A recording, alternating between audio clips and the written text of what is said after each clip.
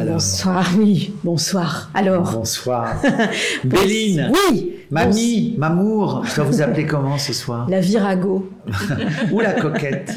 Ou la coquette. Bonsoir Guillaume, bonsoir Florence Nogrette. Nouvelle édition de Quelques Midi avec mes camarades ici présents que je vais présenter à nouveau. Zélie Dalmagne et Andrea Villechange que vous ne voyez pas, qui filment et répondent en direct à vos questions et à vos commentaires. Bonsoir à toutes les deux. Ce soir, il sera question du malade imaginaire dans la mise en scène de Claude Strass, reprise hors les murs au TCE, au Théâtre des Champs-Élysées, du 21 décembre au 7 janvier 2024. Guillaume Gallienne, bonsoir à vous. Bonsoir. Voilà, période des fêtes très occupée pour vous, pour tous vos camarades comédiennes et comédiens. Vous reprenez ce rôle que vous jouez depuis 2019 et venez de lâcher le maître de philosophie. Oui, hier, oui. Pour reprendre un peu de Tartuffe. Cléante, oui, dans le Tartuffe mis en scène par Ivo Vanov, en tournée à Noisy-le-Grand jeudi. Voilà. Et après, je me consacre uniquement aux malades. Aux malades. Bonsoir Florence Nogrette. Bonsoir Béline. Vous êtes historienne de théâtre, vous êtes déjà venue à cette antenne, vous êtes professeure à l'université de la Sorbonne, vous occupez la chaire Histoire et théorie du théâtre 19e, 20e. Vous êtes également membre du comité de lecture de la Comédie Française qui examine les textes proposés par l'administrateur général, voilà, en vue de leur admission au répertoire. Vous avez donc un rôle stratégique dans cette maison. Dedans, dehors, mais voilà, un rôle important. Merci de votre présence à tous les deux. Guillaume Gallienne, vous nous quitterez un peu avant la fin de cette émission à 19h30, donc nous aurons le plaisir de conclure toutes les deux. Florence, voilà, vous avez d'autres activités ce soir, tout à fait importantes. Une avant-première. Une avant-première. Mais ouais, le film de Vincent Pérez, Une affaire d'honneur, voilà, dans lequel j'ai la chance de jouer aux côtés de Roche Dizem et de Doria Tillet. Donc ce soir, c'est la première. Ouais, c'est l'avant-première. C'est l'avant-première. Et le film sort mercredi, il me semble. Non, il sort le 27 décembre.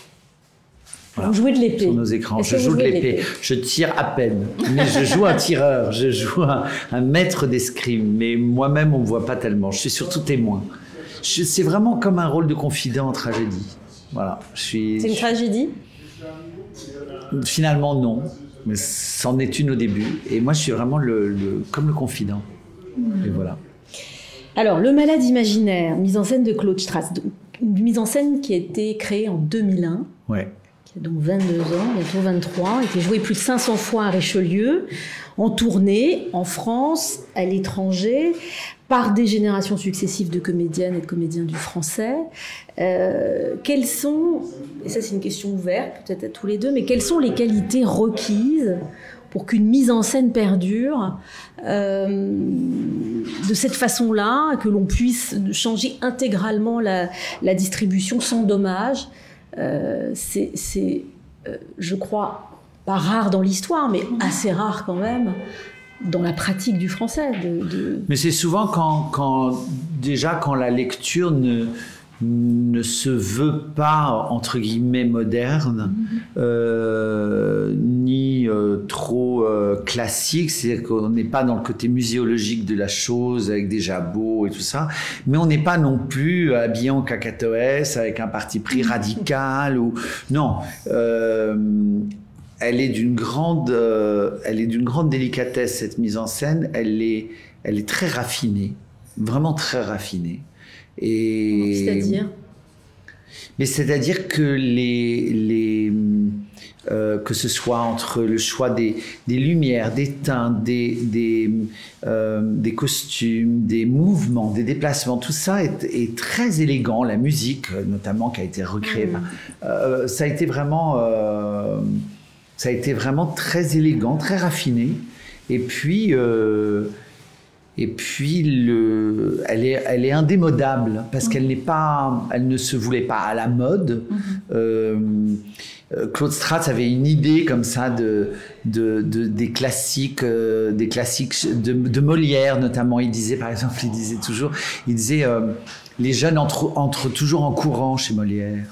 Et il avait cette vision de ces adolescents qui sont tout le temps, tout est tellement intense et tellement à fond, et donc ils entrent toujours en courant, ils sont hyper essoufflés. Et voilà, et c'était très joli, un peu comme les Cloches Pizza plus tard au cinéma, mais voilà, lui, il avait déjà cette idée-là, et de ne pas de caricaturer les médecins, ça oui, mais pas la famille. La famille, elle n'est pas du tout caricaturale. Alors, le personnage d'Argan l'est, disons, il est par sa psychose d'hypocondrie. Ça le rend caricatural, mais la manière dont il est traité, là, dans cette mise en scène, si ce n'est que, voilà, il a muré les fenêtres, enfin, pas toutes, mais presque, il a peur des microbes extérieurs, il a peur de tout extérieur, et en même temps, il s'est installé une espèce de chaise percée, en même temps de lit, de tout, au centre de la maison. Il veut mettre sa maladie, son angoisse, il veut la mettre au centre de la maison. Et ça, c'est effrayant et c'est génial parce que ça crée évidemment une espèce de mouvement continuel. Vous avez dit que Strauss se mettait au niveau du texte, pas au-dessus. Ouais. Qu'est-ce que ça veut dire ? Il le prend pour ce qu'il est. Oui, il ne va pas chercher midi à 14h. Ouais. Il lui fait confiance. Ouais. Et puis il se situe dans une tradition aussi, comme vous disiez, respectueuse du texte, cherchant pas à tirer soit vers le grotesque pur, et il y a eu des mises en scène très très grotesques dans l'histoire, même déjà au 19e siècle, au début du 19e siècle ou à la fin. Et puis il y a une autre tradition qui est très sombre, qui consiste à considérer qu'Argan est vraiment malade et doit être plaint, et que son entourage est très cruel avec lui. Bon, il y a eu d'autres metteurs en scène. Il a cette névrose. Ou bien, psychose, soit parce qu'il a cette névrose obsessionnelle ou cette psychose. Justement, un des intérêts, c'est qu'on ne sait pas exactement quelle est sa maladie mentale, mais il est certain qu'il en a une. Il y a aussi eu des traditions où on considérait qu'il était physiquement malade et que c'était les autres qui étaient dans le déni et non pas lui dans le déni de sa bonne santé. Donc ça fait des traditions un peu extrêmes, ouais, là, mais qui ont existé par le passé. Mais celle de Claude Strauss, elle maintient tous les possibles du texte. Elle tire pas vers des extrêmes. Et puis, comme vous disiez, elle a été, comme Guillaume disait, pour répondre à votre question, on peut la reprendre justement à cause de ça, mais il y a eu d'autres mises en scène avant celle de Claude Strauss, déjà dans l'histoire de la comédie française, où les comédiens, vos prédécesseurs, pouvaient se prendre la place de leurs camarades, par exemple celle de Jean-Laurent Cochet, celle de Jean-Laurent Cochet où Argan a été interprété tour à tour par Jacques Charon, Pierre Dux, Jean Le Poulain, ou encore avant lui celle de Robert Manuel en 58, où le rôle a été tenu d'abord par Louis Seigné puis René Camoin, et Louis Seigné lui-même, dans la mise en scène de Jean Meyer qui avait été créée en 1944 pour Rému, a repris le rôle de Denis Dinès, qui lui-même l'avait repris de Rému, pour lequel Louis Seigné avait une très grande admiration. Guillaume, mon père l'avait vu, Rému. Oui, et Guillaume, il me dit, je suis incapable de revoir la pièce. Ouais. Pourquoi? Il me dit, parce que j'ai vu Rému. Ah oui. Il me dit, voilà, personne pourra égaler dans mon souvenir. Il l'avait vu pendant la guerre. Ouais. Et il a dit non, personne ne pourra égaler ça. Et il voulait pas qu'un souvenir vienne s'ajouter à celui-là. Il voulait le garder intact, et donc il n'a jamais revu le Malade imaginaire à cause de ça. Mais c'est le propre de la troupe aussi, de permettre vous êtes le troisième Argan de cette production. Voilà. Oui, il y a eu Alain Pralon et Gérard Giroudon. Et j'ai joué, moi, avec Gérard Giroudon, j'avais repris le rôle du notaire et de Monsieur Florent. Monsieur Florent qui avait joué par exemple Jean-Luc Boutet, quand même, dans la mise en scène de Cochet. Julie Sicard, donc qui, elle, votre camarade, depuis le début. Elle, c'est incroyable. Elle a commencé en Poussin, Angélique. Ouais, pour ensuite faire Toinette. Et elle en a joué, je crois, plus de 500. Donc elle les a quasiment toutes jouées. Pratiquement toutes, ouais. Elle dit que il y a eu un moment où finalement, elle utilise ce mot assez joli, elle dit la pièce s'est éclairée. C'est-à-dire qu'on a, à force des reprises de rôle, des tournées, on a un peu perdu le côté sombre voulu par Claude Stratz. Et elle dit qu'il a fallu collectivement le convoquer à nouveau quand vous vous êtes remis sur cette production en 2019. Oui, et d'ailleurs on a gagné beaucoup de temps. C'est-à-dire, ça m'intéresse ce processus-là de tout d'un coup. Pourquoi est-ce que naturellement on va vers la naïveté, vers la farce? Ça dépend des acteurs aussi. Moi j'ai une mélancolie qui fait que d'instinct je vais aller plutôt vers le sombre. Alors je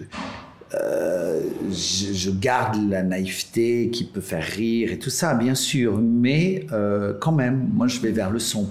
Alors, j'entendais Florence dire, on ne sait pas tellement quelle est sa maladie. Moi, je la connais parfaitement, hein, la maladie de... D'abord, je la connais pour l'avoir vécue dans ma famille d'une manière grave, et donc je connais par cœur. C'est l'hypocondrie, mais une hypocondrie extrêmement poussée, avec des symptômes et des réflexes inimaginables. C'est très précis sur l'hypocondrie, cette pièce. Ah, mais c'est incroyable. Est-ce que ça veut dire qu'il était lui-même hypocondriaque? Non, mais alors il connaissait par cœur. Il connaissait quelqu'un qui était hypocondriaque. Ah, mais vraiment. Ah, mais c'est incroyable. Le nom, j'ai quelqu'un dans ma famille qui est mort de ça, qui est mort d'une addiction médicamenteuse, mais vraiment, et qui... Sur les dommages collatéraux de l'hypocondrie. Et où pendant les répétitions, je dis, on dirait tellement cette personne, mais c'est pareil. En creusant le rôle, c'est incroyable, incroyable. Le besoin d'être dans sa matière fécale tout le temps, de la poser aux choses, ce truc très intra-utérin, hein, c'est un besoin de revenir totalement dans la matrice, hein. Et c'est en ça que je trouve que la mise en scène de Claude Stratz est brillante, parce que, et son rapport à Béline, l'autre, donc sa femme, et son rapport, oui, il se laisse totalement infantiliser par elle, et il aime cet état-là, et cette idée d'être vraiment comme un gros bébé au dans centre, ses oreillers, comme ça, dans ses oreillers, et voilà. Et vous allez être malade pour qu'on s'occupe de lui. Ouais, c'est à la fois tragique et en même temps, il est tellement subjectif, il a zéro objectivité, Argan. Donc c'est ce qui fait qu'il est drôle, évidemment, parce que nous, on a de l'objectivité pour lui. Cette subjectivité fait qu'on se met à la place du sujet de nous-mêmes. Enfin bon, c'est ça qui fait rire, évidemment. Et puis surtout que, pour le coup, je crois qu'on a tous des moments d'hypocondrie. C'est un travers humain de tout d'un coup, c'est la peur de la mort. Ça, de toute façon, on l'a tous. C'est une pièce qui est traversée par l'angoisse de la mort. C'est la structure même du... D'abord parce que Molière a écrit, c'est sa dernière pièce qu'il a écrite quand même très peu de temps avant de mourir, qu'il y a cette chose très extraordinaire dans la pièce où il passe son temps à dire dans 4 jours, dans 4 jours, dans 4 jours, et que Molière est mort en jouant la 4e. Donc c'est très émouvant, c'est vraiment sous le signe de la mort, cette pièce, vraiment. Et puis il a voulu faire jouer sa fille, sa petite fille, il a voulu la faire jouer, bon finalement elle était incapable, elle était tétanisée. Qui joue Louison, oui. Mais c'est pour ça qu'il a écrit cette seule scène, cette unique scène d'enfant dans tout son théâtre. Pour pouvoir faire jouer sa fille. Pour pouvoir faire jouer sa fille qui n'a pas pu, tellement elle était tétanisée. Et puis avec cette chose incroyable, cette scène monumentale avec Bérald, où Bérald l'invite à aller voir une comédie de Molière et dit...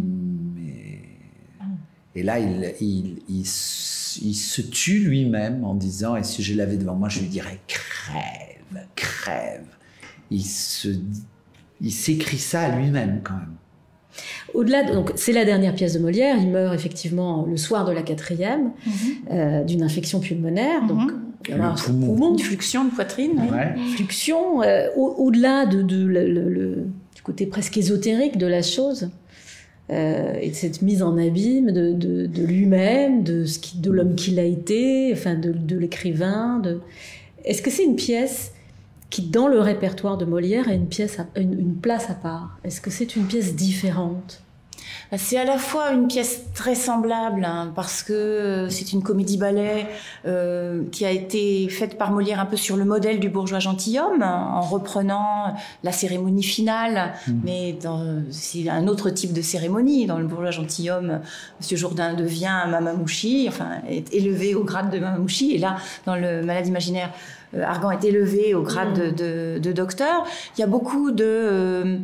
donc le fait que ce soit une comédie-ballet, comme d'autres qu'il avait faites auparavant avec Lully, bon celle-ci il l'a fait avec Marc-Antoine Charpentier parce que Lully, c'est pas sûr qu'ils étaient fâchés, mais en tout cas Lully et lui ont pris deux voies différentes depuis que Lully s'est vu confier l'Académie royale de musique.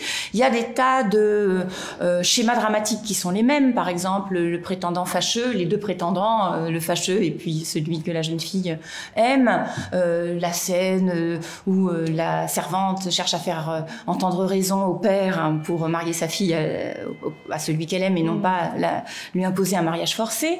Bon, il y a beaucoup de répétitions de scènes déjà connues. Il y a toujours ce même schéma du héros qui a une marotte ou une chimère, qu'on trouve aussi dans Tartuffe, qui a aussi avec Orgon qui a sa marotte, ou Philaminte qui a sa marotte. Donc ça, ce sont des schémas qui sont réutilisés, mais c'est une pièce différente parce que précisément la marotte là du héros, c'est lui-même. C'est-à-dire que là où les autres ont une marotte extérieure à eux, le savoir pour Philaminte, la religion pour Orgon, l'argent pour Harpagon, là pour Argan, sa marotte, c'est lui-même, c'est son corps, c'est sa vie. Et c'est ça qui rend la chose beaucoup plus difficile. D'ailleurs, cette marotte, on ne pourra pas la lui retirer, alors que les autres peuvent en être dessillés. Hein, les autres sont finalement dessillés par un stratagème.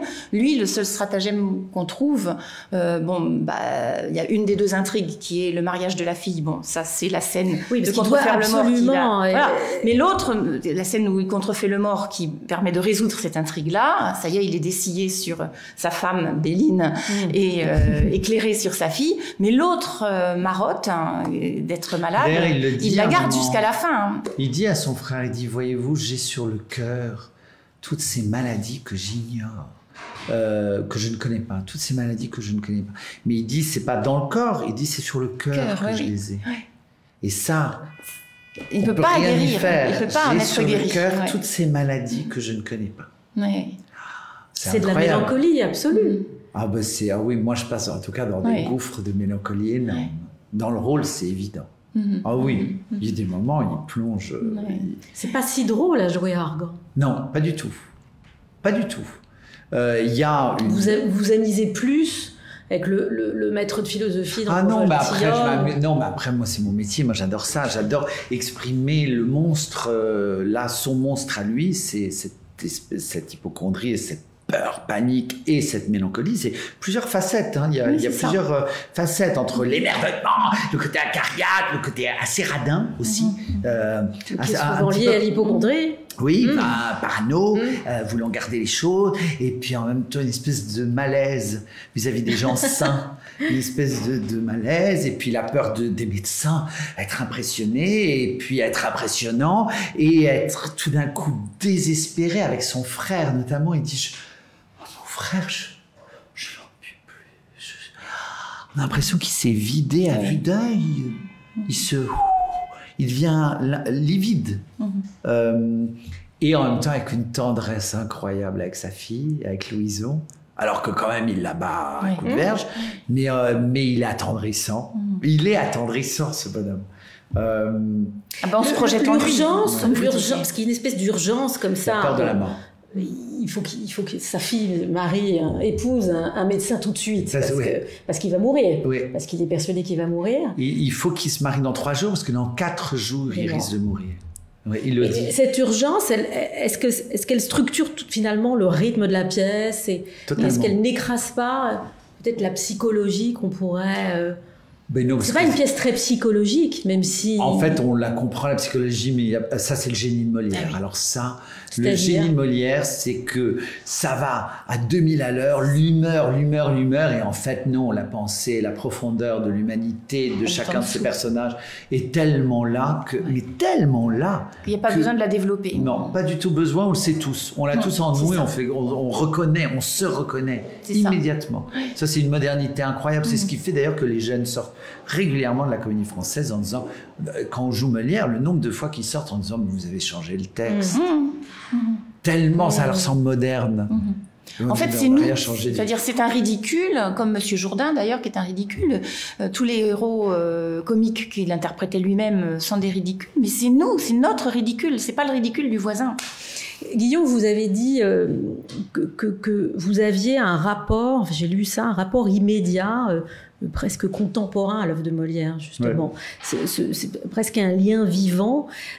Ça veut dire que, parce que le texte est moderne, parce qu'on a l'impression que chaque fois il est réécrit, ça veut dire que, par exemple, quand vous jouez Le Malade imaginaire, qui est une pièce statutaire, enfin, qui fait partie du répertoire, le côté patrimonial disparaît complètement. Enfin, je sais qu'il est là, donc j'ai pas besoin de m'en charger. C'est pas mon problème du tout. Mais les phrases célèbres, le poumon, oui, mais c'est surtout parce que j'ai grandi d'abord dans une famille haute en couleurs, où on pouvait de temps en temps, où ça gueulait, où ça machin, où ça bidule. Enfin, ce genre, en fait, tous les archétypes chez Molière, je les connais, j'ai grandi avec. Donc franchement, j'avais un père totalement hypocondriaque. Donc tout ça, moi, alors, je connais par cœur. Je sais exactement comment il se comporte. Donc j'ai grandi dans une maison où tout ça, tous les étages. Molièresque. Oui, où les enfants se retrouvaient dans l'escalier, ou ça.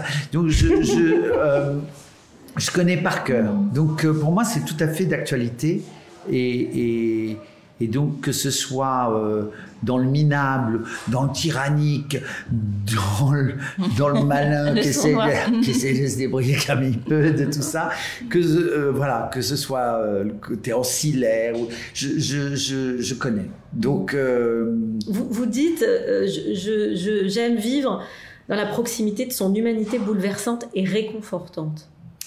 Mais oui, parce que bouleversant... C'est ce qu'il définit...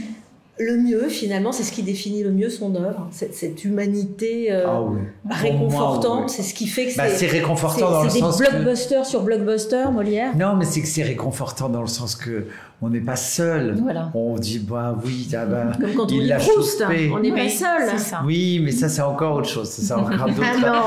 mais non, mais là... pas le temps. Non, mais là, c'est vraiment... C'est que nos travers, il les a tellement bien dessinés, il les croque, donc c'est plutôt réconfortant de se dire, bon, en fait, c'est de tout temps, ce sera de tout temps. D'ailleurs, il s'est inspiré de plein de latin, donc je dirais, c'est depuis toujours ces caractères-là. C'est pas avec les réseaux sociaux que nos travers vont évoluer finalement. Tout ça est ces travers gravé dans le marbre. Il y en aura peut-être d'autres, mais ceux-là, oui, c'est d'une grande humanité et je trouve que ça résonne d'une manière très chaleureuse. Ce sont des archétypes avec lesquels on grandit, qu'on connaît par cœur, mais qu'on connaît en nous et chez nos proches, on les connaît. Donc, c'est toujours... Il n'y a pas une morale mal placée, je trouve. Il n'y a pas de... c'est pas cul serré. Non, mais parce qu'il y en a certains, on fait... Racine, c'est contemporain. Racine, Corneille. Finalement, c'est quoi leur particularité par Corneille, rapport à Molière? Pour moi, Corneille, c'est un homme de droit. Alors, c'est 3-3-3-3-3. Ancien avocat. Oui, et puis on sent quand même... Dramaturge. Non, Racine, c'est plus fou. Racine, il est fou aussi, mais lui, il va pas chercher... Aussi, c'est-à-dire que Molière est fou? Non, il est fou par son génie, mais il n'est pas fou. Alors que Racine, je pense à une folie qu'il met pratiquement uniquement dans cette tragédie. Et là, il s'autorise, pour moi, quelque chose de fou. Je trouve que son Alexandrin est fou et ses personnages, on sent qu'il les a tous joués et qu'il les a tous poussés, mais c'est presque... Ce serait presque une composition lyrique, c'est de l'ordre de... Oui, c'est la tragédie, bon, c'est encore autre chose. Ça, pour le coup, Molière, je crois que c'était vraiment pas son domaine, malgré qu'il voulait, mais bon, ça... Il aurait aimé. Ah oui, il aurait adoré être un tragédien, et il était, je crois, très mauvais. Mais bon, il n'a pas réussi ça, mais il a tellement réussi le reste que c'est pas grave. Mais lui, je crois, était un peu frustré. C'est dommage, d'ailleurs. Il avait une frustration de carrière. C'est très difficile de le savoir, en fait. En fait, dans la vie de Molière, il y a la légende qui s'est amplifiée et qui est parvenue jusqu'à nous et qui nous plaît. Moi, j'aime bien l'idée qu'il soit complètement fâché avec lui. Oui, mais quand on l'empêche. En fait, c'est assez difficile de le savoir. Quand on revient un peu aux sources primaires, comme l'a fait Georges Forestier dans sa biographie, il y a beaucoup de légendes qui tombent, ou en tout cas dont on ne peut plus tout à fait être sûr qu'elles sont véridiques.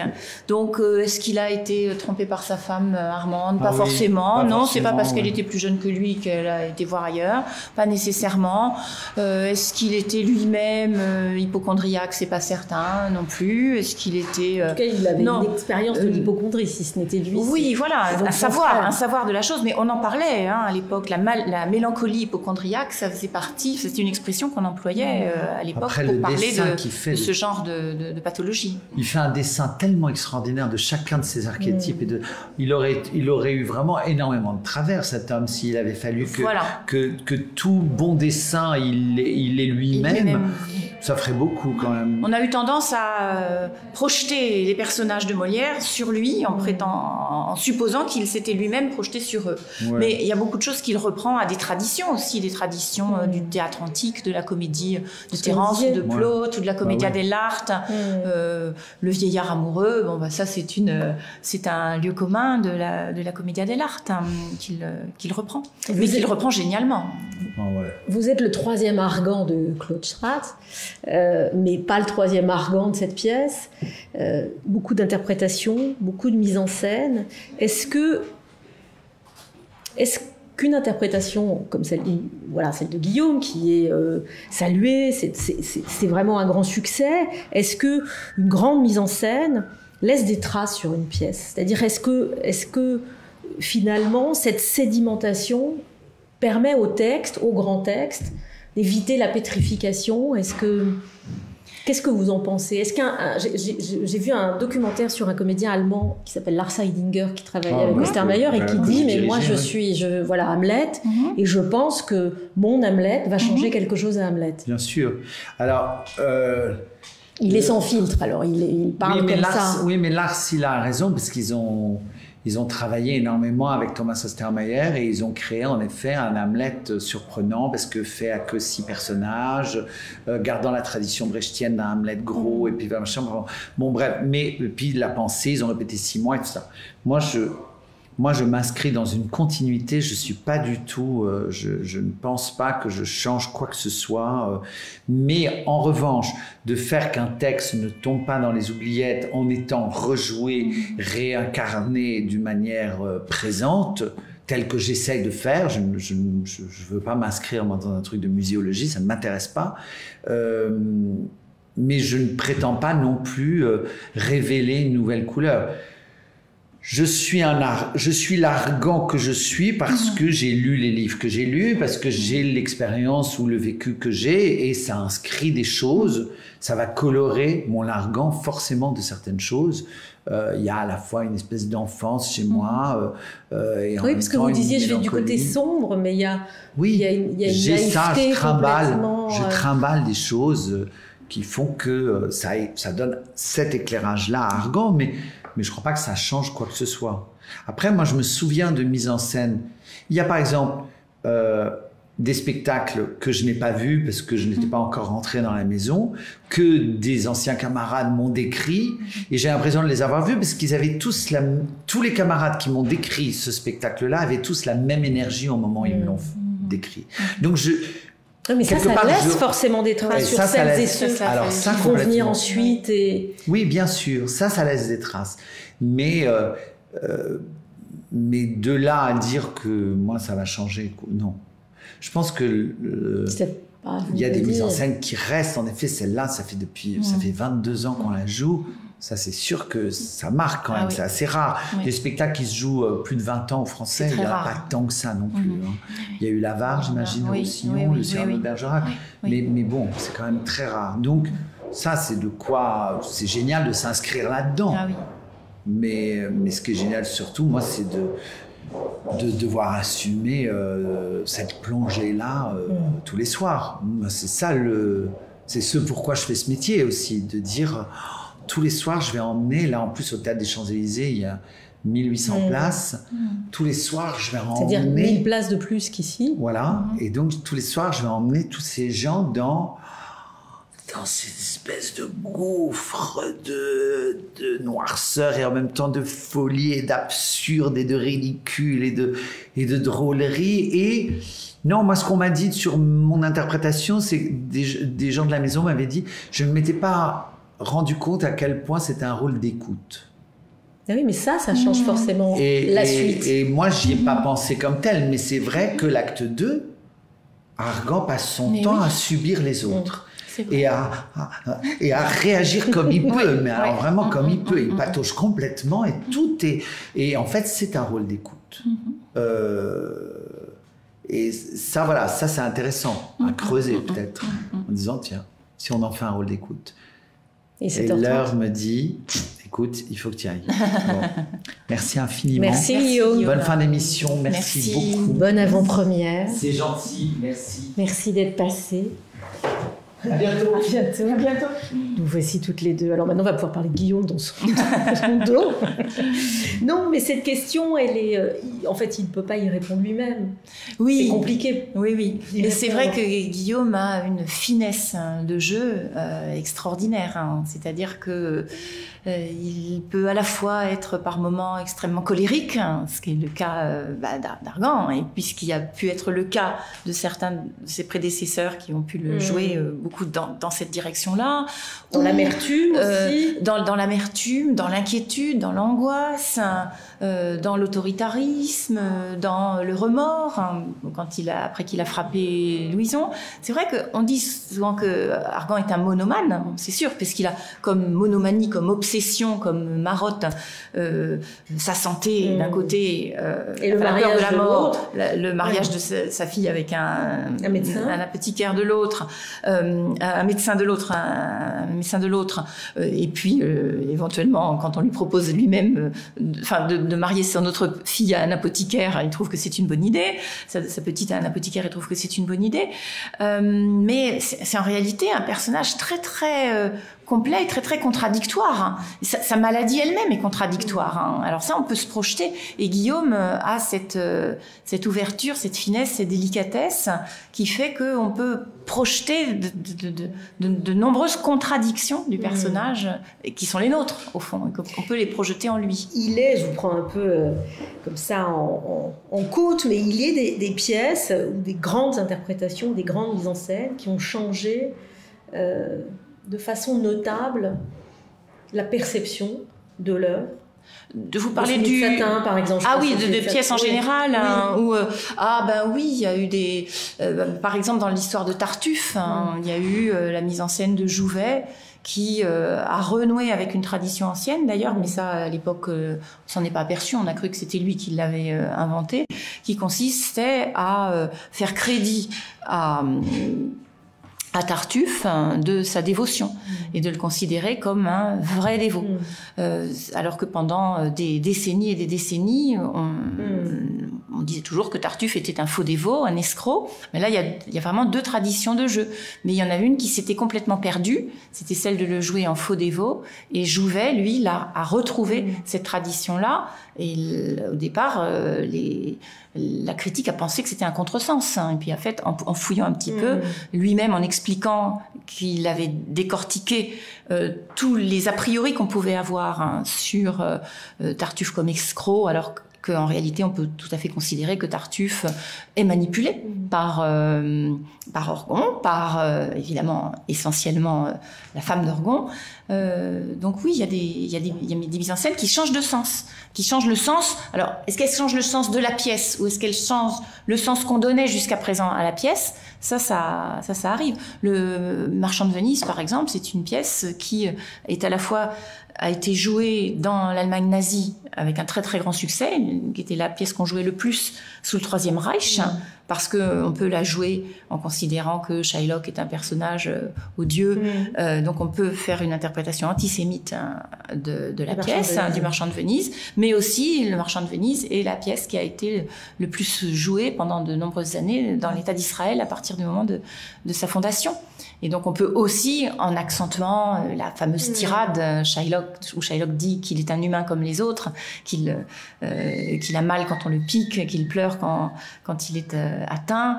Donc oui, il y a des pièces dont le sens peut varier en fonction de ce qu'on leur fait dire, parce qu'elles répondent à des questions qu'aujourd'hui, qui n'est pas le même aujourd'hui que l'aujourd'hui d'hier, leur pose.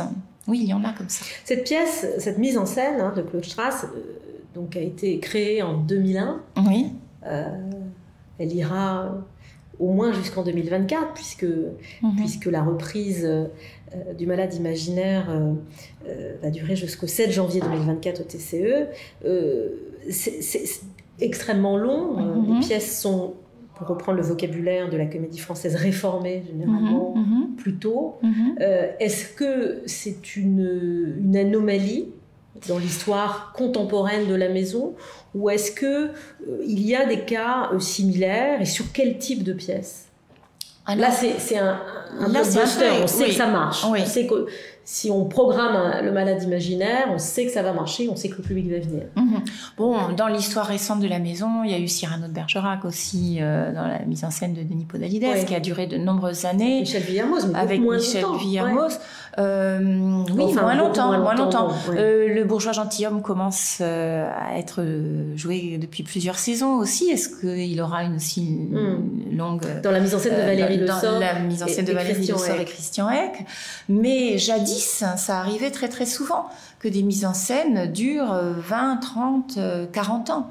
Et je parlais tout à l'heure de cette interprétation où Argan est malade, est vraiment malade, c'est-à-dire où il tousse en crachant ses poumons. Ça, c'est une mise en scène comme ça au 19e siècle, qui a été inaugurée par Provost, l'acteur Provost, qui était un acteur romantique, qui s'est mis à jouer d'un seul coup, enfin pas d'un seul coup, mais à l'époque romantique où on avait une vision de Molière souffrant, de Molière mal aimé par sa femme, de Molière martyrisé par le pouvoir, de Molière en but à des rivalités avec Racine, avec Lully, de Molière mélancolique. Eh bien, Provost s'est mis à jouer les rôles que jouait Molière de manière très mélancolique, en essayant d'attirer la pitié sincère du public sur eux. Il a commencé avec Arnolphe dans l'école des femmes, Argan, Harpagon, et il a fait école. Et pour toute la fin du 19e siècle, ça a duré, il a commencé en 1844 et ça a changé quand Coquelin-Cadet a rigoureusement mis à la poubelle cette mise en scène-là pour en créer une autre beaucoup plus burlesque, beaucoup plus grotesque, beaucoup plus joyeuse et débridée. Mais on jouait à ce moment-là ça a duré 60 ans, cette mise en scène, elle s'est passée d'acteur en acteur. Ce que j'entends dans ce que vous dites, c'est aussi que Molière, finalement, était presque une pièce en soi. Enfin, c'est-à-dire que c'était un élément important, le personnage de Molière dans son œuvre. Une espèce d'élément à part. Vous voulez dire le personnage de Molière? Oui, c'est ça. C'est-à-dire qu'il véhiculait. Oui, tout à fait. Selon les époques. Oui, parce qu'il y a cette particularité-là avec Molière qu'on n'a pas chez Racine ou chez Corneille, non seulement le fait que c'est un auteur de comédie et que les deux autres sont des auteurs principalement de tragédie, même s'ils ont écrit des comédies aussi, mais c'est pas tellement pour leurs comédies qu'on les a retenues. C'est que Molière est un acteur, comédien, chef de troupe, metteur en scène, et donc c'est ce côté homme de théâtre total qui fascine aussi chez Molière. C'est aussi un peu pour ça qu'ici c'est la maison de Molière. C'est parce qu'il incarne. C'est la maison de Molière parce que le théâtre. En fait. Oui, ça. D'une part, sa troupe a fusionné avec les deux autres, le Marais d'abord et puis l'Hôtel de Bourgogne ensuite, pour donner naissance à la Comédie Française en 1680. Mais après tout, c'était trois troupes, enfin trois puis deux qui fusionnaient. Mais lui, il a ça de plus par rapport à Corneille et Racine, qu'il est l'homme de théâtre complet, absolu, complet. Et si on rajoute à ça le fait que ces personnages qui étaient les personnages de premier comique, donc il se réservait toujours le personnage de premier comique, souvent un personnage qui avait aussi une composante colérique dans son comportement. C'est le cas c'est le cas d'Orgon, c'est le cas d'Argan, c'est le cas d'Harpagon. Eh bien, on a tendance à avoir une sorte de continuum entre l'homme Molière et ses différentes casquettes d'homme de théâtre. Mais ce qui est douteux, ce qui est certain, c'est le continuum de ces différentes casquettes d'homme de théâtre. Donc, puisqu'évidemment, il écrivait pour sa troupe, il écrivait pour lui. Il savait très bien, il s'écrivait des rôles. Mais le fait qu'il s'écrive des rôles, ça veut dire essentiellement qu'il se prévoyait des jeux de scène, il se prévoyait des lazzi, il se prévoyait des morceaux de bravoure. Ça ne veut pas du tout dire qu'il projetait sa propre psyché personnelle dans les personnages. En revanche, il est certain qu'il projetait la psyché des hommes dans ces personnages. Dans Le Malade imaginaire, peut-être pour conclure sur cette pièce, il y a un peu de tout Molière. Il y a beaucoup de personnages, il y a un peu de Sganarelle finalement dans Argan, il y a un peu d'Harpagon, vous disiez, un peu de Géronte aussi. Est-ce que en cela, c'est une pièce testamentaire, comme on l'a beaucoup appelée, une pièce, une sorte de conclusion en fait? Alors, il y a en effet beaucoup de ces autres pièces, j'en ai parlé tout à l'heure, en repérant un certain nombre de schémas comiques ce personnage d'Argan, ce personnage dont le nom même, Argan, reprend une partie de Orgon, d'Argante, de Harpagon. Donc oui, assurément. Mais de là à en induire que c'est une pièce testamentaire, là il y a une espèce quand même de retour en arrière, parce que nous savons qu'il est mort à la 4e représentation. Chez lui, pas sur scène. Pas sur scène. Et alors il y a cette quand même incertitude sur la question de savoir est-ce qu'il a écrit cette pièce parce qu'il se savait malade ou pas. Et ça c'est très difficile de savoir à partir de s'il était gravement malade ou pas. C'est pas du tout évident. Les contemporains ont été très surpris. Les contemporains ont dit que, Georges Forestier l'explique dans sa biographie, que il était mort tout à fait soudainement et que ça avait étonné tout le monde. Et c'est un peu après que a été rajouté dans l'édition de 1682. Donc posthume, ont été rajoutées des répliques parce que Molière n'avait pas fini sa pièce. C'est ça aussi qui est un petit problème d'interprétation, c'est que il avait beaucoup travaillé au côté ballet, aux intermèdes, et donc il avait laissé quelques passages à compléter au fil des représentations. Donc, par exemple, la réplique où il dit « Oh, mais moi, je ne peux pas prendre de médecine, de médicaments, parce que les médicaments, c'est bon pour les gens bien portants qui peuvent les supporter, mais les gens qui, comme moi, sont malades, mourraient du médicament. Ils ne pourraient pas supporter le médicament. » Donc, on en a induit qu'il se savait malade quand il a écrit la pièce. Oui, mais cette réplique-là, elle a été ajoutée, elle a été écrite de façon posthume, donc pas forcément par lui. Il l'avait pas forcément mis sur son brouillon. On ne sait pas qui. On ne percera jamais ce mystère. Mais oui, on ne percera pas le mystère. Donc, on peut s'imaginer que la pièce est testamentaire. Elle est prémonitoire, mais rien ne l'atteste véritablement, parce que il est tout à fait possible qu'il soit mort d'une pneumonie ou d'une bronchite un peu sévère, qui sévissait à l'époque, puisque beaucoup de gens sont morts cet été-là d'une toux persistante, d'une épidémie, certainement. Donc c'est difficile à dire. Entre la réalité et les preuves qu'on peut établir de la réalité et de nos propres projections, il y a un écart qu'il faut prendre en considération. Merci beaucoup Florence Nogrette. Le Malade imaginaire au Théâtre des Champs-Élysées, donc hors les murs, du 21 décembre au 7 janvier 2024, sur la mise en scène de Claude Stratz avec la troupe du Français, Guillaume Gallienne, Alain Langlais, qui lui a connu toutes les étapes de cette mise en scène, puisqu'il était là à la création en 2001. Coralie Zaonero, Denis Podalides en alternance avec Christian Eck, Julie Sicard, qui elle a commencé par jouer Angélique pour ensuite jouer Toinette, Christophe Montenez, Elissa Aloula et Clément Bresson. Merci à vous, Élie Andréa. La semaine prochaine, avant la trêve des confiseurs, pour l'équipe de Quelques Médis, ma camarade Judith Chen recevra Eric Genevez et Denis Podalides pour leur lecture des œuvres de Francis Ponge et Jean Echenoz. En attendant, bonne semaine avec la Comédie Française.